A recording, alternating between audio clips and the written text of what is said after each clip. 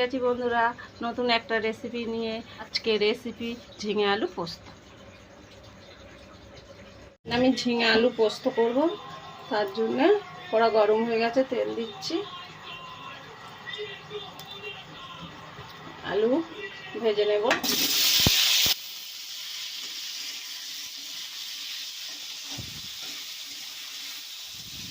একটু ভেজে নিতে হবে। ভাজা ভাজা হয়ে গেছে, এবার আমি তুলে নেব।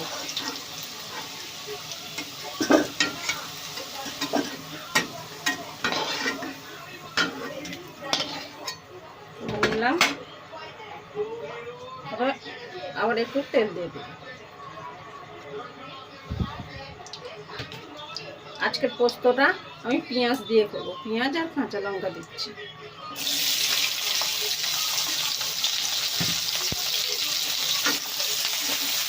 পেঁয়াজটা একটু ভাজতে হবে।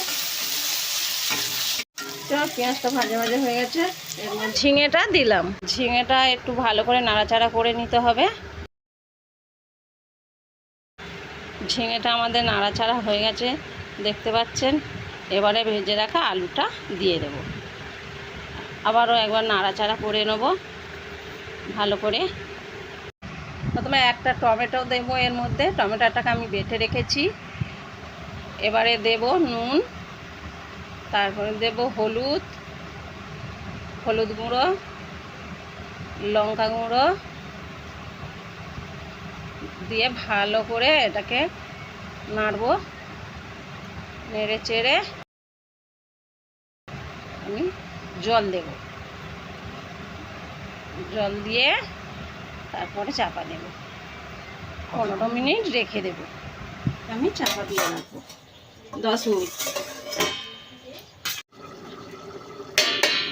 10 মিনিট হয়ে গেছে, এবার আমরা খুলে দেখব।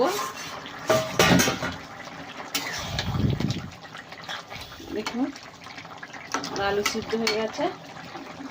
আমি পোস্ত বাটাটা দেবো, এবং পোস্ত বাটা এটা আমি ঢেলে দেবো।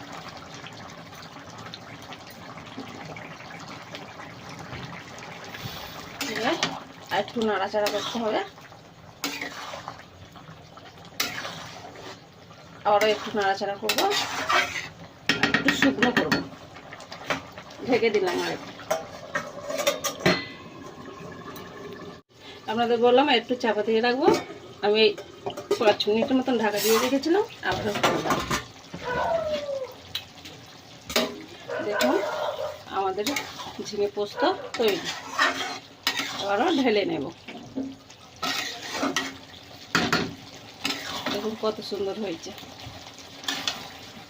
এই রেসিপিটা আপনারা বাড়িতে আমি যেরকম বানিয়েছি এরকম বানিয়ে একবার ট্রাই করে দেখবেন খেয়ে। আমাদের ঝিঙে পোস্ত তৈরি, আপনারা বাড়িতে অবশ্যই করবেন, করে খেয়ে দেখবেন।